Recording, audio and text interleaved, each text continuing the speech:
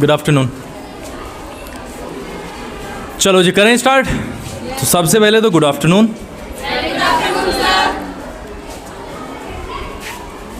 कल का जो हमारा सेशन रहा वो काफ़ी ठीक ठाक रहा। मुझे अभी भी इसकी आवाज़ कम आ रही है, इसकी आवाज़ बढ़ाना ज़रा, कैसे वैसे बढ़ा दो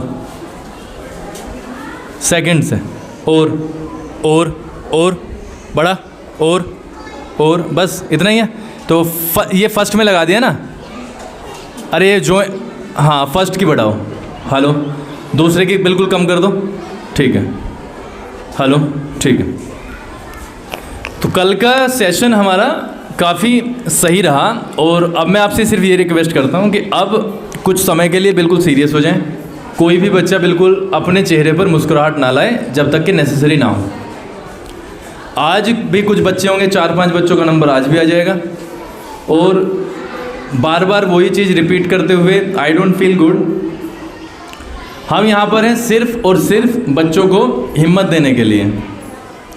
ये जो वीडियो अगर सिर्फ वीडियो बनवाई जाती तो ये अकेले कमरे में बनवा ली जाती, बट आपको यहाँ पर बैठाने का ये मतलब है कि उस बच्चे के अंदर वो विश्वास आ पाए कि वो कुछ लोगों के सामने अपनी बात को रख सकता है बस। इसलिए चीज़ों को भली भांति समझते हुए और अपने आप को ये मानते हुए कि आज मेरी किस्मत उतनी अच्छी नहीं थी कि आज मेरा नंबर नहीं आ पाया, इस पूरे के पूरे सेगमेंट को आप एक्सेप्ट करें। जिसका भी नंबर नहीं आ रहा है वो इस बात का दुख फील करे कि काश मेरा नंबर आ जाता। बिकॉज आई फील कि ये जो प्लेटफॉर्म है ये आपको कहीं ग्रेजुएशन वगैरह में जाके मिलता है, कहीं बोलने का मौका आपको ये 6ठी 7वीं 8वीं 9वीं में अगर मिलता है 10वीं में, तो ये आपके लिए और हमारे लिए भी ये फॉर्चुनेट थिंग है, बड़े भाग्य की बात है। बोलो yes sir, no sir. Yes sir. दूसरी चीज़ जो कल के सेगमेंट में हमने देखी, एक तो आपकी तरफ से कुछ रेस्पॉन्स नहीं मिल पा रहा जैसे अभी मैंने टोक दिया। दूसरा, जब यहाँ पर वो आएगा पढ़ाने के लिए टीचर, तो उसे भी पूरी तरीके से बच्चों को अपने विश्वास में लेना है। किस तरीके से समझाते हैं हम लोग आपकी क्लास में, उसी तरीके से उसको भी एक्टिविटी करनी पड़ेगी, तब जाके कहीं कुछ होगा। तो सबसे पहले मैं आज का जो फर्स्ट टीचर है उन्हें बुलाना चाहूँगा। अपने आप ही मेरा नाम तो नहीं लेना चाहूँगा, लेकिन अपने आप ही कह रहा हूँ कि वो आ जाएं और पढ़ाना शुरू करें। निपुण तो नहीं आएगा अभी, 10th के बच्चे अभी नहीं आएंगे, 9th से आएगा अभी कोई, कक्षा 9।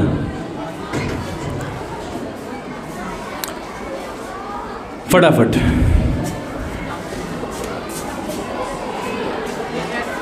चलो जी, ताली बजा दो। तुम्हारे लिए तैयार किया है पूरा का पूरा सेट, ठीक है। इस चीज़ को थोड़ा सा। Good afternoon everyone. आज मैं आपको force and laws of motion chapter के अंदर के न्यूटन के 3 लॉ के बारे में बताऊंगा। तो न्यूटन का पहला लॉ है लॉ ऑफ इनर्शिया। इस लॉ में यह कहा गया है कि अगर कोई बॉडी रेस्ट में है, सावधान नहीं रहना भाई, इधर उधर मूवमेंट पे आओ और इनसे बात करने की कोशिश करो, बात करने की कोशिश करो। अगर कोई बॉडी रेस्ट पर है तो वो रेस्ट पर ही रहेगी, या फिर वो अगर यूनिफॉर्म मोशन में चल रही है तो वो यूनिफॉर्म मोशन में ही रहेगी जब तक उस पर कोई भारी अनबैलेंस फोर्स ना लग जाए। जैसे आपने देखा है, जब हम पेड़ को हिलाते हैं तो उसके पत्ते गिर जाती हैं, इनर्शिया का कारण की वजह से होता है। क्योंकि जो पेड़ के पत्ते हैं, यहाँ पे पेड़ है, पेड़ के पत्ते हैं, वे अपनी एक पोजीशन में रहना चाहते हैं, पर जो पेड़ की वजह से पेड़ मोशन में आ रहा है, पत्ते अपनी एक जगह पर रहना चाह रहे हैं, तो इस वजह से वे टूट जाते हैं। अब न्यूटन का सेकंड लॉ है law of momentum. Law of momentum में बच्चे समझ नहीं पाते क्या होता है। लॉ ऑफ मोमेंटम बहुत इजी है। ये सिर्फ और सिर्फ एक बॉडी के अंदर कितना मोशन एक बॉडी के अंदर कितना मोशन भरा हुआ है, ये है। और न्यूटन का सेकंड लॉ ही हमें फोर्स की एक पक्की और अच्छी डेफिनेशन देता है। Rate of change of momentum is called force. Second law में ये कहा गया है कि अगर आप मोमेंटम चाहते हैं तो आपको फोर्स लगानी पड़ेगी, और कम टाइम में ज़्यादा चाहते हो तो ज़्यादा फोर्स लगानी पड़ेगी। यही है सेकंड लॉ में। और थर्ड लॉ है action reaction pairs, action reaction forces. इसमें यह है, अगर आप किसी चीज़ पर एक्शन लगाते हैं तो आपको इक्वल और अपोजिट रिएक्शन देता है। जैसे आपने एक दीवार में मुक्का मारा तो वो आपको उसी वक्त बिना एक सेकंड भी गवाए वो आपको रिएक्शन देगा। और रिएक्शन एक्शन रिएक्शन पेयर एक लाइन में होता है। ऐसे नहीं कि आपने दीवार के सामने लगाया तो आपको रिएक्शन ऊपर से मिलेगा, वो इक्वल लाइन में ही मिलेगा। तो यही थे न्यूटन के 3 law of motion. Thank you, मुझे आपको पढ़ाने में बड़ा अच्छा लगा।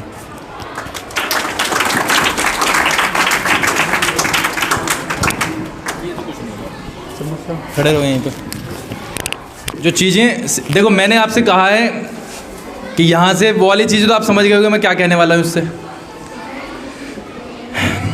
अदर्स क्या था ये, फर्स्ट ऑफ ऑल टेल मी,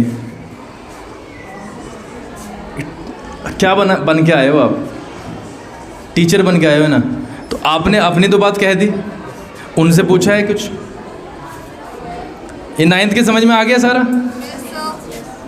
मैं पीछे वालों से बात कर रहा हूँ, आ गया समझ में?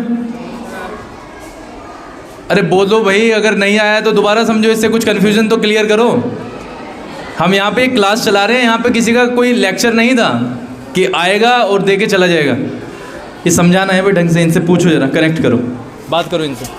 ऐसे कैसे होता है आदर्श? पिछले 3 दिन से कह रहा हूँ किस तरीके से क्लास करते हैं। आपके कोई डाउट्स है तो बता दीजिए। डाउट्स बताओ भाई,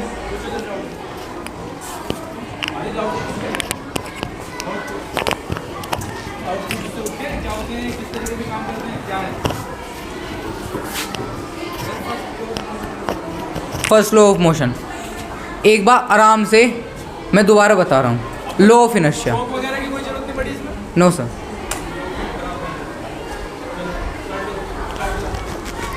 लॉ ऑफ इनर्शिया, पहले इनर्शिया को समझो। इनर्शिया एक प्रॉपर्टी होती है हर बॉडी के अंदर। वो उसका काम ये होता है कि वो जिस स्टेट में थी वो उसको उस स्टेट में ही रखने की कोशिश करता है। अब आप गाड़ी में बैठते हो, सभी बैठे हैं, तो जब गाड़ी स्टार्ट होती है तो आप पीछे को होते हो। जब गाड़ी एक्सेलरेट होती है आप पीछे को होते हो, तो उसका कार्य इनर्शिया ही है, क्योंकि आपकी बॉडी एक स्टेट में रहने के लिए आपको फोर्स करती है। पर गाड़ी आगे जा रही है तो उसके साथ आप भी आगे चले जाते हो, इसलिए आपको थोड़ा पीछे की तरफ को धक्का लगता है, क्योंकि आपकी बॉडी एक जगह रहने की कोशिश कर रही थी। तो ये इनर्शिया है। इनर्शिया 3 तरह के होते हैं। इनर्शिया होता है डायरेक्शन का इनर्शिया, एक होता है मोशन, और एक रेस्ट का इनर्शिया। तो इनर्शिया के बारे में ये था, और अब लॉ के ऊपर आ जाते हैं। तो लॉ ये है, अगर कोई बॉडी रेस्ट में है तो वो रेस्ट में ही रहेगी, या फिर कोई बॉडी मोशन में है तो वो मोशन में ही रहेगी, जब तक उस पर कोई भारी अनबैलेंस फोर्स ना लग जाए। सॉरी, मैंने थोड़ा मिस्टेक कर दी बोलने में, अनबैलेंस फोर्स ना लग जाए। तो यही था फर्स्ट लॉ ऑफ मोशन। समझ में आया तो मैं दोबारा बता दूं, आपके ना समझ में आए तो। अब जो आने वाले जितने भी बच्चे, चलो आने वाले जितने भी बच्चे हैं वो इस बात का ध्यान रखें, टॉपिक से भी ज़्यादा इम्पोर्टेंट है आप लोगों से कनेक्ट कर पाना। Topic is secondary. वो मुझे पता है कि आपने रट्टा वट्टा मार लिया होगा उस पर, इसलिए जो चीज़ें सीखने के लिए, सिखाने के लिए यहाँ पे बुलाया गया है, उस टाइम को जरा भी वेस्ट करने की कोशिश मत करो। आपकी वो वाली क्वालिटी नहीं देख रहा हूँ मैं रटने वाली, आपकी क्वालिटी देख रहा हूँ बात करने वाली, इन चीज़ों को डील करने वाली। इन चीज़ों से आप किस तरीके से डील करोगे, मुझे पता है आप एक्सप्लेन कर दोगे। 2-2, 3-3 दिन तुम्हें हो गए हैं टॉपिक को समझते हुए, तो क्यों नहीं कर पाओगे भाई? कर दोगे, मुझे पता है। बट टीचर के किस लहजे से आप प्रभावित होते हो, किस तरीके से करते हो, वो इंपॉर्टेंट है बहुत। समझे आप? नेक्स्ट क्लास 9 से, क्लास 9 से टॉपिक को पढ़ाने से पहले आप 30, 35, 40 सेकंड बच्चों के साथ लगाएंगे। टॉपिक को ख़त्म करने के बाद फिर से 30, 35, 40 सेकंड बच्चों के साथ लगेंगे। बीच में नाम लेके भी बुलाना पड़े कि उस पर्टिकुलर बच्चे को समझ आ गया है या नहीं आ गया है, तो आप उन चीज़ों के बारे में सारी की सारी बात करेंगे। नाम ले लेके पूछना है कि समझ में आया जो समझाया। चलो जी, तालियां बजाओ।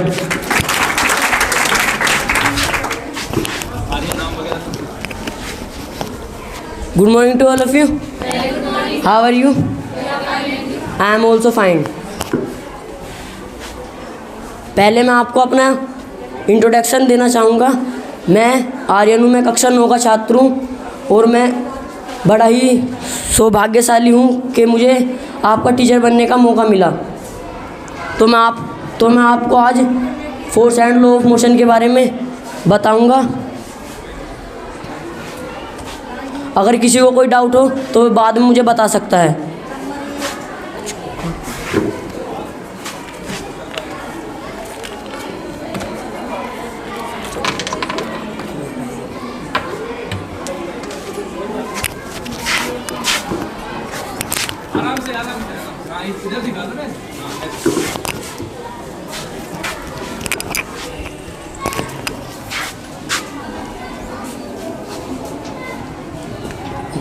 फोर्स बोलते रहो आर्यन, बोलते रहो, जो भी लिख रहे हो वो बोलते रहो। बोलो, घबरा क्यों रहा है, बोल आराम से बोल। फोर्स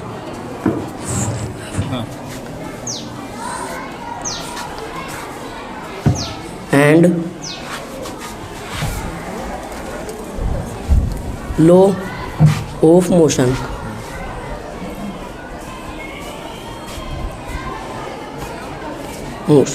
तो इसके दो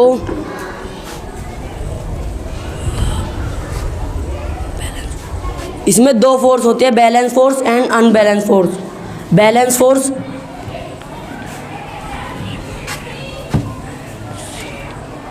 बैलेंस फोर्स ये होती है कि जैसे कोई ऑब्जेक्ट है तो इस पे इधर से भी 10 न्यूटन की फोर्स लग रही है और इधर से भी 10 न्यूटन की फोर्स लग रही है। तो ये इधर से भी 10 न्यूटन की फोर्स लग रही है, उधर से भी ये रेस्ट में रहेगा, ना ही इधर से, क्योंकि ये बैलेंस 10 न्यूटन की इधर से लग रही है और 10 न्यूटन की इधर से लग रही है। 10 माइनस 10 0 न्यूटन, तो ये रेस्ट में रहेगा। Balance force, unbalance force.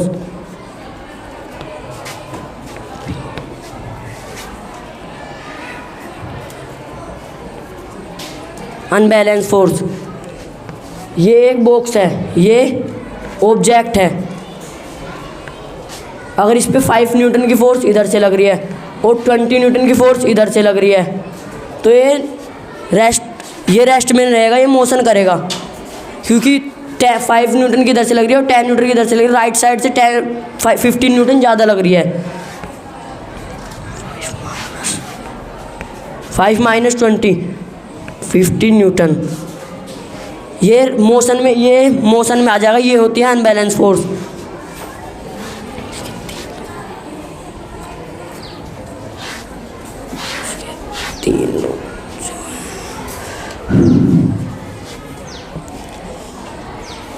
इसके 3 लॉ होते हैं, फोर्स के 3 लॉ होते हैं। फर्स्ट लॉ ऑफ मोशन, जिसमें चीज़ रेस्ट में है तो रेस्ट में ही रहेगी, मोशन में है तो मोशन में ही रहे।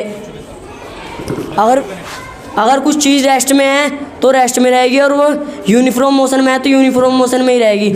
अगर कुछ उस पर ज़्यादा अनबैलेंस फोर्स लग रही है तो वह अपनी स्पीड चेंज करेगी। जैसे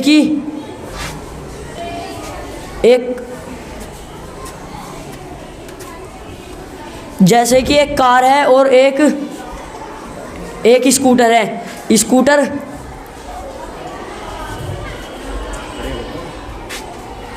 बढ़िया सर, घबराने वाली बात है, कोई बात सर। भूल गया तो क्या, इनमें नॉर्मल सी बात है।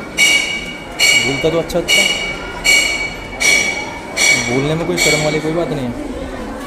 तो आई कांटेक्ट है ना, वो बच्चों के साथ मिलाना है, अपनी आवाज़। हाँ, कोई दिक्कत नहीं है, इतना आया है, लेकिन 30, 35, 40 सेकंड के लिए। और सबसे पहले कहा कि मैं तैयारी तो करके आया था, बट अनफॉर्चुनेटली मैं उस लेवल पर नहीं पढ़ा पाया। लेकिन अगली बार जब मैं आऊँगा, मैं आपसे वादा करता हूँ कि आपसे बेहतर तरीके से मैं आपको एक्सप्लेन करूँगा। अगर किसी को कोई डाउट है तो वह पूछ सकता है। मैं तैयारी तो पूरी करके आया था, पर लेकिन मैं उस लेवल पर पढ़ा नहीं पाया। आगे से मैं अगर आऊँगा तो मैं पूरी कोशिश करूँगा आपको अच्छे से पढ़ाने की। That's all. सबसे जो इम्पोर्टेंट है ना, सबसे इम्पोर्टेंट है विश्वास। गलत हो गया कोई बात नहीं, जब हमें पता है उस गलती को हमने एक्सेप्ट कर लिया, और जब हमें पता है कि गलती हो गई है तो उससे कोई फ़र्क नहीं पड़ता। बट यहाँ पे ना आना वो ही सबसे बड़ी समस्या है। तो जब अब की बार आओगे तो शायद बेहतर होंगे। और अब की बार जब आओ ना, मेरे कहने से मैथमेटिक्स के कुछ टॉपिक्स चुनो, ताकि उससे तुम्हें फ्लो मिल जाएगा, and after that you will come to science.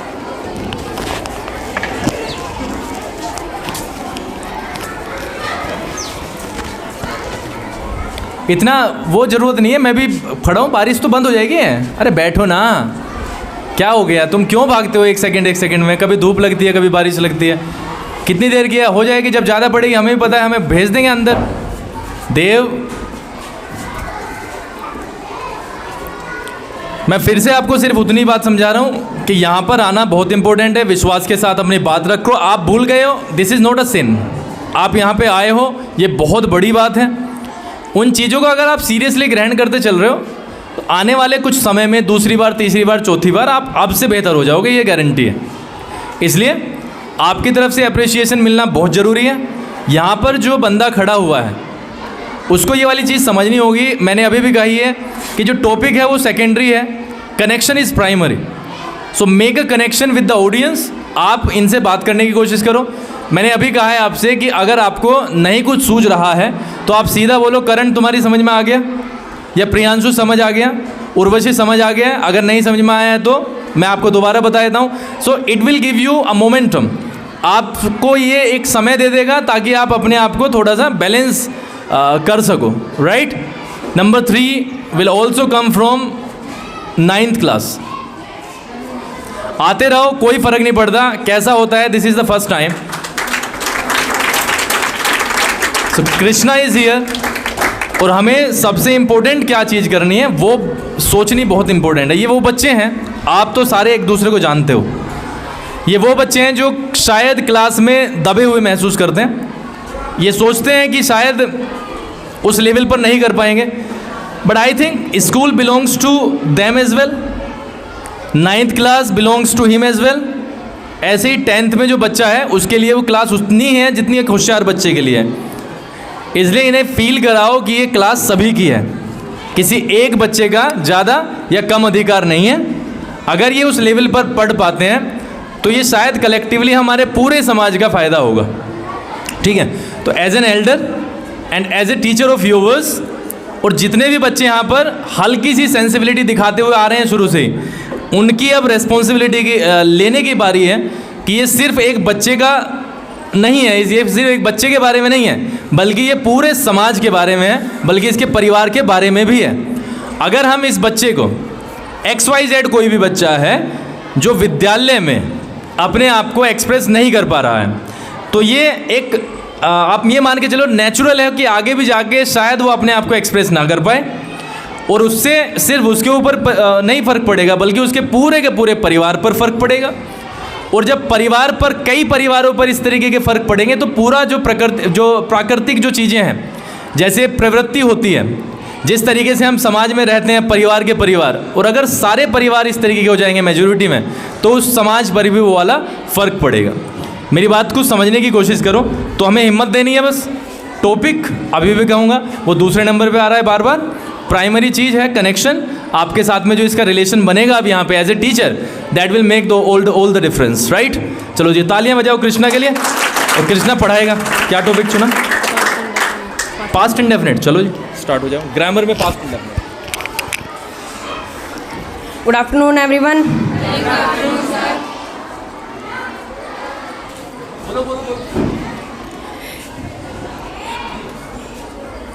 My name is Krishna. I am a student of class 9 in Genetic Public School. तो आज मैं आपको पास्ट इंडेफिनिट टेंस पढ़ाना चाहूँगा। बिल्कुल, लेकिन अगर ये वाली चीज़ ऐसे होगी, ऐसे ऐसे रखो, बच्चों से बात करने की कोशिश करो। घबरा क्यों रहा है? ये कहीं इंग्लैंड से आए हैं और इंग्लैंड से भी आए हैं, तो क्या फ़र्क पड़ता है इससे? कुछ फ़र्क पड़ता है? बस सबके सब एक से क्यों बिना मतलब वजह लो फील कर रहा है?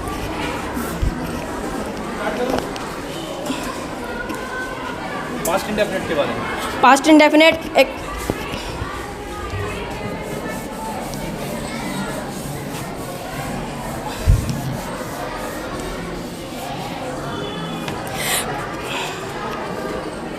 सबसे पहले हम पास्ट इंडेफिनिट की पहचान कैसे होती है वो पढ़ेंगे।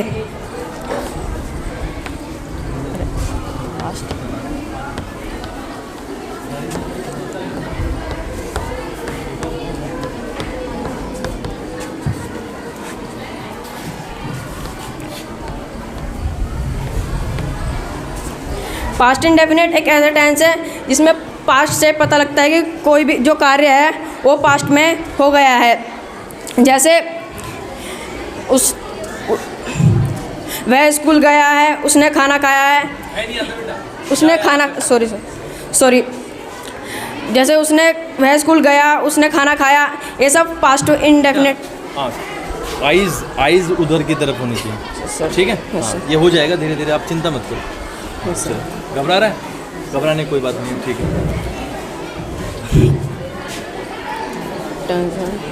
सबसे पहले मैं पहचान के बारे में बताना चाहता हूँ। पहचान होती है वाक्य, हिंदी में वाक्य के अंत में आता है या आ का साउंड आता है। 2 एग्जाम्पल लिख दो, उनको बना दो, फिर रूल लिख दो कि इसके पॉजिटिव में ये लगता है, इसके नेगेटिव में लगता है। बहुत ही सिंपल है, घबरा मत बिल्कुल भी। सबसे पहले हम इसका रूल लिखेंगे। सबसे पहले हम इसकी पहचान कैसे होती है वो लिखेंगे, पढ़ेंगे।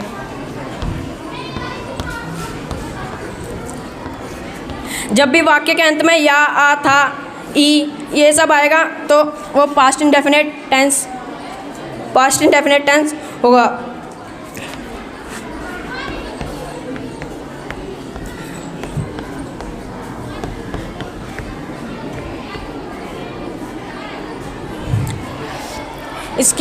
इसमें हेल्पिंग वर्ब लगेगी did.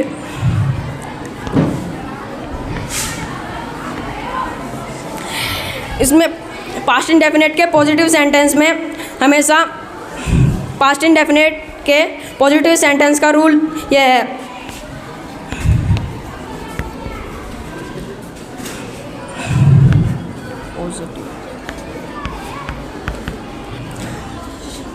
Subject plus main verb की second form plus object. Past indefinite के पॉजिटिव सेंटेंस में हमेशा मेन वर्ब की सेकंड फॉर्म लगेगी, इसमें हेल्पिंग वर्ब नहीं लगेगी।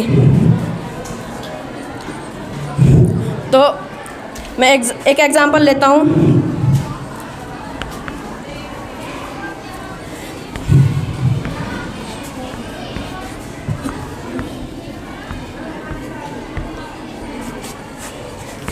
मैं दिल्ली गया। इसमें मैं क्या है? इसमें मैं सब्जेक्ट है। मैं इसमें क्या है? सब्जेक्ट। मैं इसमें सब्जेक्ट है और इसमें इसकी मेन वर्ब इसमें वर्ब कौन सी लगेगी? गया यानी जाना। गया यानी जाना। जाने को इंग्लिश में क्या कहते हैं? गो। गो की सेकंड फॉर्म होती है वेंट। और इसमें ऑब्जेक्ट क्या है? दिल्ली। दिल्ली इसमें क्या है? ऑब्जेक्ट। तो सबसे पहले रूल के अनुसार उसके हर चीज़ उसकी जगह पर रख देते हैं। आई यानी मैं यानी आई। उसके बाद मेन वर्ब मतलब गया। गया जाना, गो। गो की सेकंड फॉर्म क्या है? वेंट। Went to Delhi.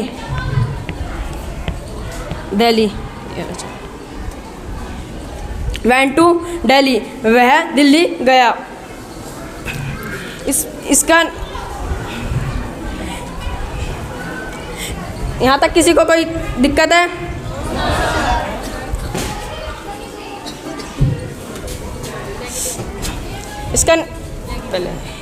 इसका एक और एग्जांपल लेते हैं पॉजिटिव का ही।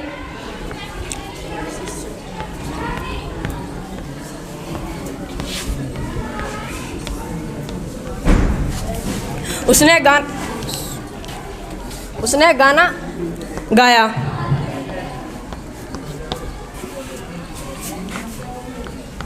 तो इसमें उसने क्या है? सब्जेक्ट। और इसमें मेन वर्ब क्या है? गाया ही ना, गाया। सॉरी, मैंने फर्स्ट एग्जांपल में गया में थोड़ी स्पेलिंग में थोड़ी मिस्टेक कर दी थी, तो उसके लिए सॉरी। सेकंड एग्जांपल है उसने गाना गाया। इसमें उसने क्या है? सब्जेक्ट। तो सब्जेक्ट क्या है? उसने। तो लिखेंगे उसने को क्या कहते हैं? ही। और इसमें मेन वर्ब कौन सी लगेगी? मेन वर्ब क्या है? गाया। गाया को क्या कहते हैं? सिंग। सिंग की सेकंड फॉर्म क्या है? सैंग। पूछो घर करना आप अपने मम्मी पापा के साथ भाई, यहाँ जरूरत नहीं है। संग SUNG S सॉरी S उस sang सिंग के सेकंड फॉर्म क्या है? sang he sang a song क्या है इसमें? Object song. यहाँ तक किसी को कोई दिक्कत तो नहीं? तो मैं किसी से भी पूछ लूँ यहाँ तक?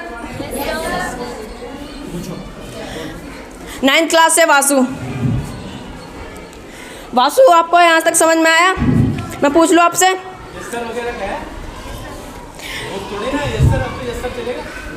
पूछो कृष्णा, बहुत ढंग से पूछो। तो मेरा क्वेश्चन है, उसने खाना खाया। हाँ, उसने खाना खाया, आप इसको कैसे ट्रांसलेट करोगे पास्ट इंडेफिनेट में? पास्ट में वहाँ पे लगा कैमरा, जाओ वहीं पे जाओ वहीं पे, ये बताएगा। हाँ, एट्स फूड, सेकंड फॉर्म लगेगी। ईट का सेकंड फॉर्म एट लगाओ। इससे दूसरा पूछो क्वेश्चन कोई, क्रिकेट के बारे में पूछ लो। उसने क्रिकेट खेला। उसने क्रिकेट खेला। He playing cricket, he played cricket. तो अब यहाँ से पूछो कुछ, यहाँ से इनमें से भी खड़े कर करके पूछो, खड़े कर करके पूछो। 9th में हाँ, किसी से भी, 9th 10th किसी से भी, जो तुम्हारे पूरे ग्राउंड में दिखाई दे रहा है, सबसे पूछो। तो मैं 9th में से सगुन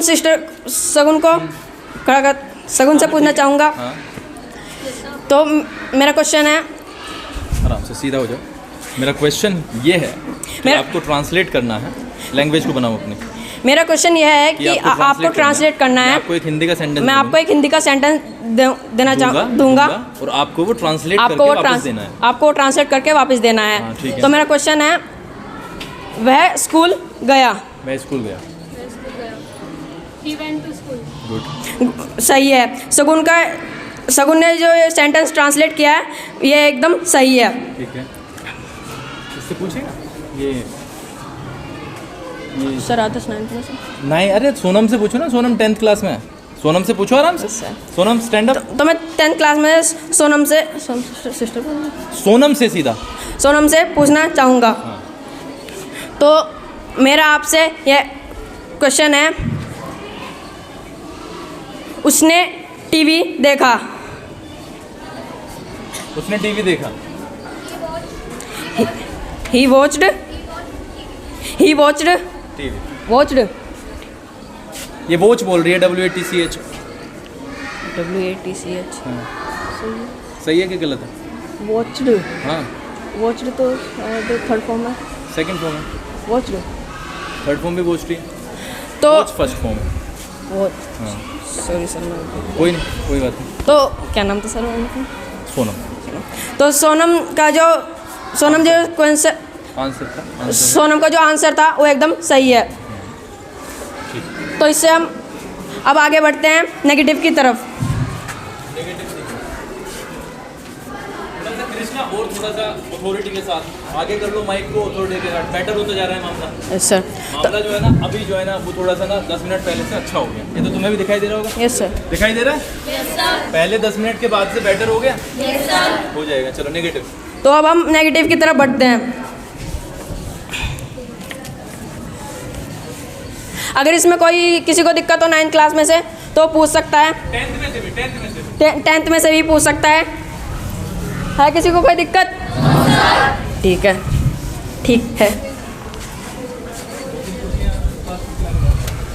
तो अब हम रूल लिखेंगे नेगेटिव का। नेगेटिव का रूल है, subject plus helping verb plus not main verb की first form plus object. Past indefinite के नेगेटिव का जो रूल है, उसमें मेन वर्ब की फर्स्ट फॉर्म लगेगी, सेकंड फॉर्म नहीं लगेगी। सेकंड फॉर्म नहीं लगेगी और इसमें हेल्पिंग वर्ब के बाद नॉट आएगा। ठीक है? तो इसका हम एक एग्जांपल लेते हैं।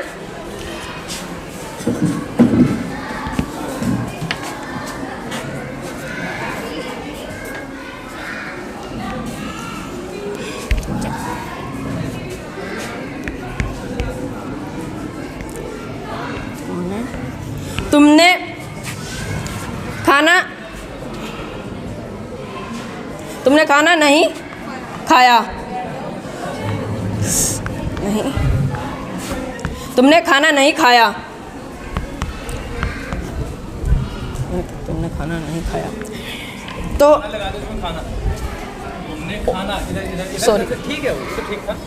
खाना खाना खाना सॉरी, तो मेरी गलती थी, तो इसके लिए सॉरी। तुमने के बाद खाना आना था।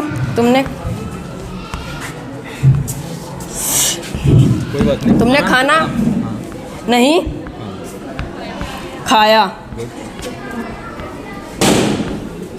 क्या बना दो? तो नेगेटिव का रूल के अनुसार हम इसको उसकी जगह पर रख देंगे। तो इसमें यू क्या है? सब्जेक्ट। इसमें यू क्या है? सब्जेक्ट। तो लिख देंगे, तुम क्या है? सब्जेक्ट। तो लिख देंगे यू, और इसमें हेल्पिंग वर्ब क्या लगेगी? डिड। क्या? डिड। तो लिख देंगे you did, you did. Did के बाद क्या आएगा? नॉट। मैंने बताया था आपको हेल्पिंग वर्ब के बाद सीधा नॉट आएगा। ही डिड नॉट। फिर मेन वर्ब की क्या कौन सी फॉर्म लगेगी? First form. तो इसमें मेन वर्ब क्या है? खाया।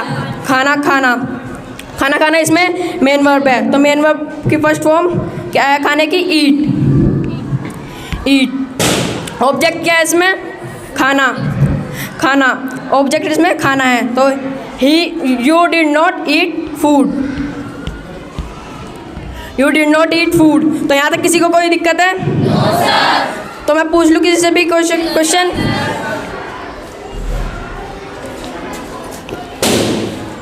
नाइन्थ में से आदर्श आपको यहाँ तक कोई दिक्कत है? तो मैं आपसे कोई भी क्वेश्चन पूछ लूँ तो आपका मेरा क्वेश्चन है कि सामने देख के सामने। मेरा क्वेश्चन है कि वह दिल्ली नहीं गया। He did not go to Delhi. तो आदर्श का जो आंसर है वो एकदम ठीक है। 10th में से सर मुझे 10th में किसी का नाम नहीं पता। No sir. बताओ कि किससे पूछना है? गर्ल्स में से या बॉयज़ में से? सर बॉयज़ में से है। बॉयज़ में से देखो निपुण बैठा है, वो काली टी शर्ट में इनका बैठा क्या है नाम है? आकाश। इनका कैप कैप वाले का लक्ष्य है। कैप। तो मैं 10th क्लास में से लक्ष्य से क्वेश्चन पूछना चाहूँगा। लक्ष्य, आपको कोई यहाँ तक कोई दिक्कत है? तो मैं आपसे क्वेश्चन पूछ लूँ? तो मेरा क्वेश्चन है, उसने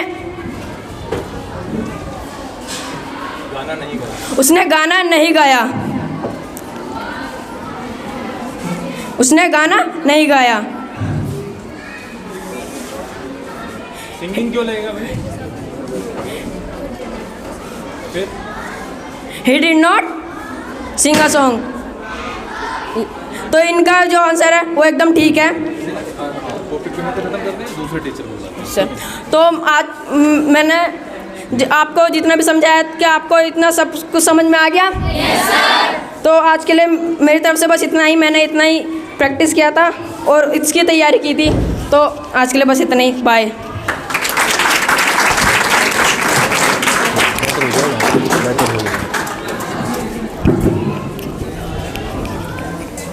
अबे इसमें हंसने की, आदित्य हंसने की क्या बात है भाई?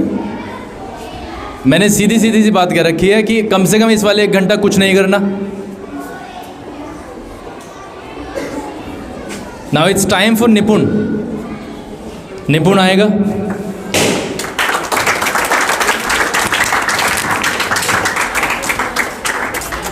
तुझे तो समझाने की कोई जरूरत नहीं है।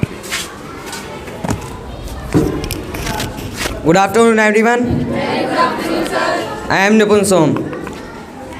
आज मैं एक टीचर के रूप में आपके सामने प्रस्तुत हुआ हूँ. मैं आशा करता हूँ कि आप मुझे ध्यान से सुनोगे. आज मैं आपको कोऑर्डिनेट ज्योमेट्री के बारे में कुछ बताना चाहूँगा.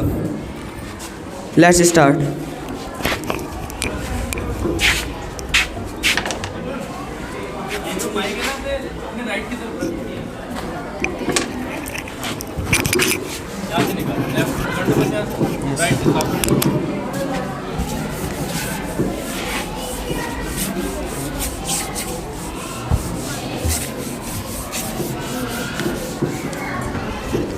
आज हम पढ़ेंगे कोऑर्डिनेट ज्योमेट्री.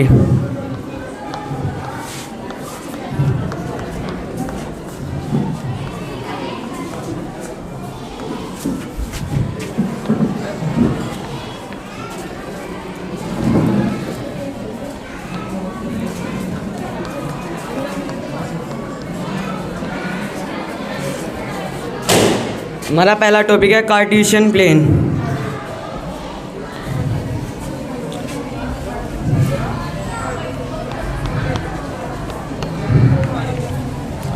आप में से बहुत सौ को पता होगा कि ये क्या है.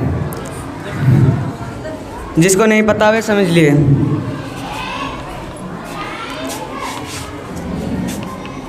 ये हमारा कार्टेशियन प्लेन होता है जिसमें एक्स पर प्लस के होते हैं, लेफ्ट साइड नेगेटिव.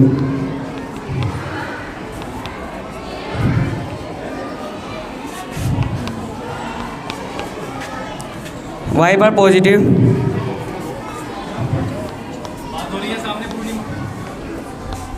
और वाई डैश पे नेगेटिव.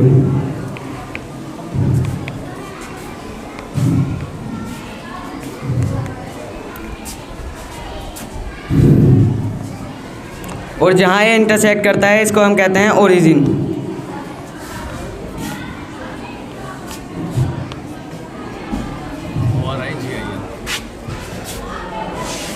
ठीक है.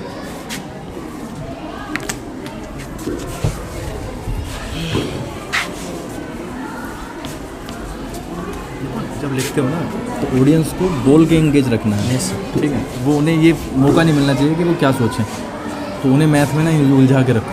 उलझाने का मतलब उन्हें कुछ ना कुछ आप बताते रहो. चलो फटाफट. ओरिजिन ये होता है 0 0. आपने पढ़ा होगा कि एक्स कोऑर्डिनेट और Y coordinate. What is X coordinate? X coordinate हमारा कहीं पर भी कोई पॉइंट होगा.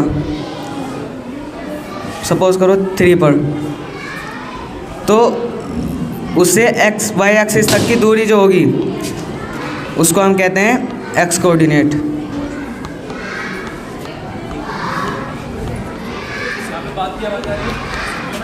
और एक्स कोऑर्डिनेट को हम एब्सिस भी कहते हैं.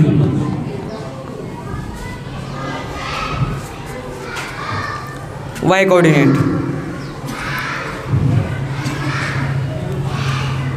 कोऑर्डिनेट वो होता है एक्स एक्सिस तक की दूरी.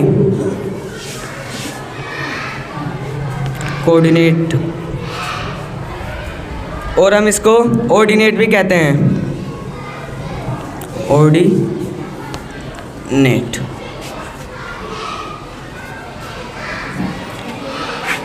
और आपको एक बात का ध्यान रखना है, एक्स एक्सिस पे हमेशा y 0 होगा और y एक्सिस पे x 0. क्लियर? किसी को कोई डाउट? तो हम पढ़ते हैं डिस्टेंस फॉर्मूला. आप में से बहुत लोगों को पता होगा कि डिस्टेंस फॉर्मूला क्या होता है, पर कुछ को नहीं पता. उनको मैं एक्सप्लेन कर देता हूँ.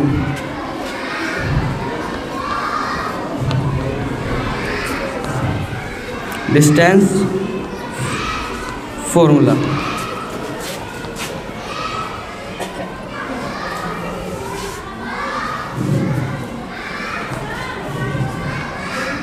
x2 माइनस x1 का whole square plus y2 minus y1 का होल स्क्वायर और इसका पूरे का रूट को हम डिस्टेंस फॉर्मूला कहते हैं.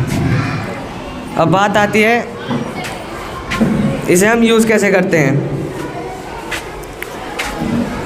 जैसे कि इस पॉइंट पे मैं खड़ा हूँ और इस पॉइंट पे इस स्पीकर तक, तो हमें इसके बीच की जो दूरी निकालनी होगी उसको हम डिस्टेंस फार्मूला की मदद से निकालेंगे।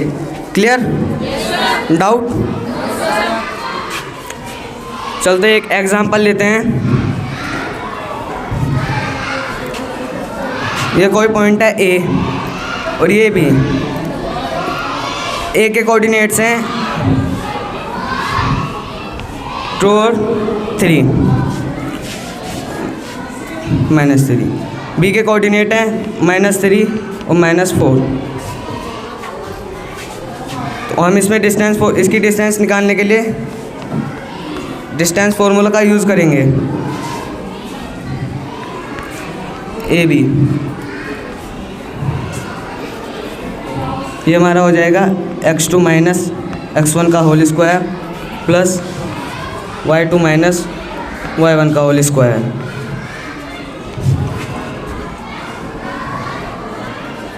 इसको हम मान लेंगे x1 और इसको y1, इसे x2 और y2। अब इनकी वैल्यूज़ को फॉर्मूले में पुट करेंगे।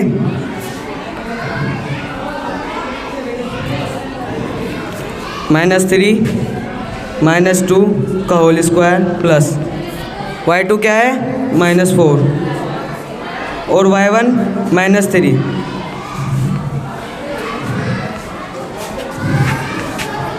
कैलकुलेशन करते हैं यहाँ पर। -3 और -2 -5 का होल स्क्वायर प्लस -4 और माइनस माइनस प्लस +3 -4 -1।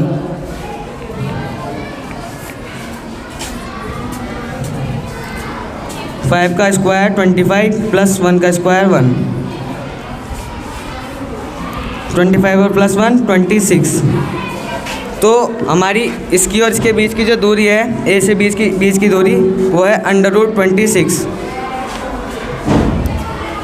समझ में आया? किसी को कोई डाउट? चलो आगे बढ़ते हैं।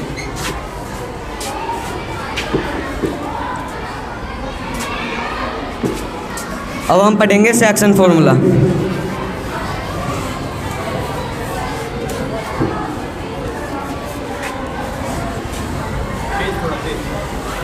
Section formula, section formula same ही है, बस इसमें आपको रेशो दिया होगा m1 x2 plus m2 x1 upon m1 plus m2। हमें 2 पॉइंट दे दिए,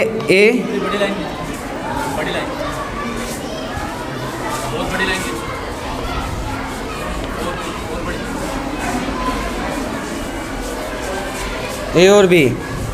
इसके कोऑर्डिनेट्स हैं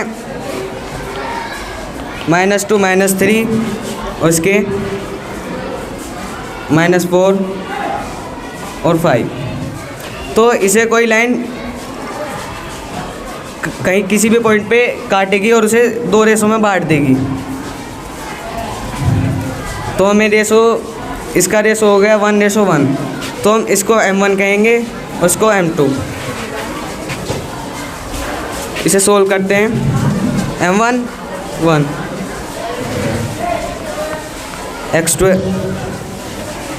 x2 y2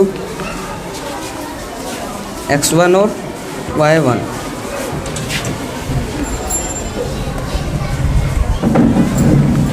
m1 हो गया हमारा 1 और x2 हो गया -4 प्लस m2 भी 1 ही है क्योंकि रेशो है 1:1। x1 है हमारा -2 अपॉन m1 1 और m2 1। -4 × 1 -4 -2 × 1 -2 अपॉन 2। -4 -2 -6 अपॉन 2।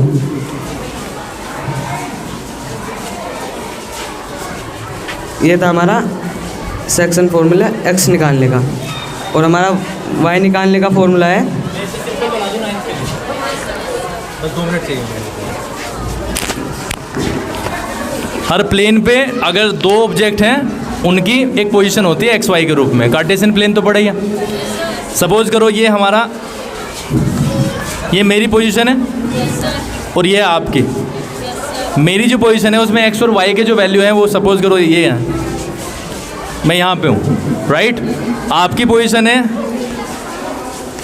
5 और 6। हमेशा ये क्या होता है, x1 y1, और ये क्या होगा, तो हम इन दोनों के बीच की दूरी को आराम से डिस्टेंस फॉर्मूला की सहायता से निकाल सकते हैं। लाइकवाइज x2 माइनस x1 का whole square plus y2 minus y1 का होल स्क्वायर, जो भी कैलकुलेट करके आएगा वो आपका डिस्टेंस आएगा। ये जो सेक्शन फॉर्मूला की बात कर रहे हैं, सेक्शन का मतलब समझते हो? सेक्शन मतलब आपने वहाँ पे कुछ इंटरसेक्शन पॉइंट दे दिया जिससे वो 2 या 3 या 4 सेक्शंस में बढ़ गया। मैं कहता हूँ कि यहाँ पे एक बच्ची खड़ी आगे हो गई है, सपोज करो पूर्णिमा यहाँ पे आई है, किसी पॉइंट पे पूर्णिमा आगे खड़ी हुई, तो ये जो लाइन है पूरी की पूरी 2 भागों में विभाजित हुई। हमने ये मान लिया कि इस पूर्णिमा ने यहाँ पे खड़े होकर के इस पूरी की पूरी डिस्टेंस को 4:5 में बांट दिया, इधर 4 इधर 5। तो जो m1 m2 का जिक्र हो रहा है ना, वो क्या है, रेशो है, ratio in which the line और the distance is divided by Purnima, right. अब ये पूछा जा रहा है कि या तो इसके कोऑर्डिनेट पूछता है क्वेश्चन में, या पूछता है रेशो। डिस्टेंस फॉर्मूला इस तरीके से काम करता है, जबकि सेक्शन फॉर्मूला करता है m1 x2 plus m2 x1 upon m1 plus m2, right. ये है हमारा डिस्टेंस सेक्शन फॉर्मूला। m1 का वैल्यू यहाँ से आ जाएगा, x2 का वैल्यू कहाँ से आएगा, x1 y1 x2 y2 यहाँ से आ गया, m2 5 x1 m1 m2 9 हो गया। ये हमारा पहला कोऑर्डिनेट हो जाएगा पूर्णिमा का, इस पॉइंट का। हर पॉइंट के 2 कोऑर्डिनेट होते हैं x और y, तो हमने पहला कोऑर्डिनेट निकाल लिया x। दूसरा जो कोऑर्डिनेट होगा वो क्या कहलाएगा, y, जिसमें चीज़ें सिमिलर ही रहेंगे, m1 y2 plus m2 y1 upon m1 plus m2। तो जो ये 2 वैल्यू आएंगे, सपोज करो हमारी यहाँ से जो वैल्यू आई है वो आई है 10 और यहाँ से आई है 11, तो पूर्णिमा जिस पॉइंट पे खड़ी है वो कोऑर्डिनेट कार्टेशियन प्लेन पे ये दर्शाएगा 10 11। ये सीधा सीधा फॉर्मूला है, इसमें कुछ मतलब ऐसी चिंता वाली बात नहीं है। तो निपुण, सबसे पहले हमें पर्पस बताना है कि हम ये क्यों समझा रहे हैं, ठीक है। बाकी ठीक रहा है, आगे जाके थोड़ा सा और वो चीज़ें बेटर हो जाएंगी, ठीक है। अब इसको कैसे ख़त्म करना है वो आपको पता ही है।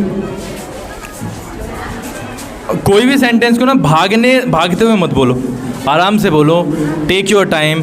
उलझ गए हो तो सोच लो, यहाँ पे कुछ इस तरीके का माहौल नहीं है कि इसमें कुछ घबराहट की बात है, ठीक है। सबको समझ में आ गया? आ गया? करता हूँ कि सबको समझ आ गया होगा। सबको समझ आ गया is not the statement that you carry. आपको कहना है कि मैं आशा करता हूँ, मुझे अभी को मेरी आशा है कि आप सभी को समझ में आ गया होगा। अदरवाइज़ किसी को नहीं आया तो मैं समझा देता हूँ। मैं आशा करता हूँ कि आपको समझ में आ गया होगा। यदि किसी को समझ में नहीं आया तो वो खड़ा हो जाए, मैं उसे दोबारा से समझा दूँगा। 9 क्या आ गया? 10 सब क्या आ गया? डेट्स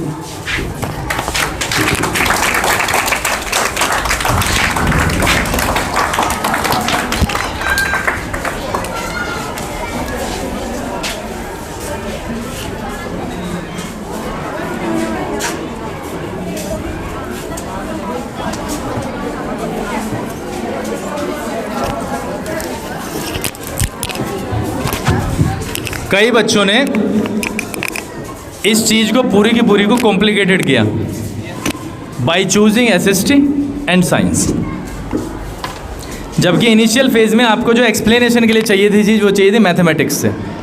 आप बेटर एक्सप्लेन कर पाते। आपने क्या चुना? फोर्स चुन लिया। और यहाँ पे आके एक बात बताओ, जिस चीज़ की आपकी पिछले 6 महीने की प्रैक्टिस है और जिस चीज़ को आप पिछले 2 दिन से सिर्फ इस चक्कर में प्रैक्टिस करके आ रहे हो कि मैं टीचर बनूंगा एंड उसको एक्सप्लेन करूंगा, उस सारी की सारी चीज़ में अंतर पैदा होगा। इसलिए मेरी एडवाइस ये है कि आगे से जब तुम आओगे तो मैथ्स के टॉपिक लेके आओगे यहाँ पे। नो SST, नो साइंस, सीधा सीधा हम सिर्फ मैथमेटिक्स की बात करेंगे। और यही शायद हमारी पहले दिन बात भी हुई थी। बात समझ आ रही है तुम्हारे? कल फिर से 5 टीचर्स का नंबर आएगा। 5 टीचर्स सबकी बार भीड़ में से कोई भी हो सकते हैं। So you have to be ready at that point of time. आपका नाम नहीं बताया जा रहा है, आप सभी हो या सभी के सभी नहीं हो, आप में से ही है। ठीक है जी, आज के लिए बस इतना ही है और शायद हम और ज़्यादा आगे बढ़ेंगे इस चीज़ में। लेकिन आप अगर वो वाली चीज़ें नहीं समझे, स्टार्टिंग एंड कंक्लूज़न, उसमें आप अगर सही तरीके से नहीं कर पाए तो फिर दिक्कतें होंगी। ठीक है, बाकी एक एग्जाम्पल आपने सभी ने देख लिया कृष्णा का, पहली 2 मिनट में और बाद की 2 मिनट को दोनों को कंपेयर करना अपने माइंड में and then take a decision. जब वो आगे आएगा कुछ दिनों के बाद दोबारा आएगा दूसरी तीसरी क्लास में, सो आप उसका कुछ दूसरा रूप देखेंगे आज से अलग। इसलिए प्रैक्टिस बहुत इंपॉर्टेंट है। Practice makes a man perfect. ये कहावत ऐसे ही नहीं है, झूठी, ये सीधी सीधी सच्ची कहानी। गर्ल्स चली जाएंगे अपनी क्लास में।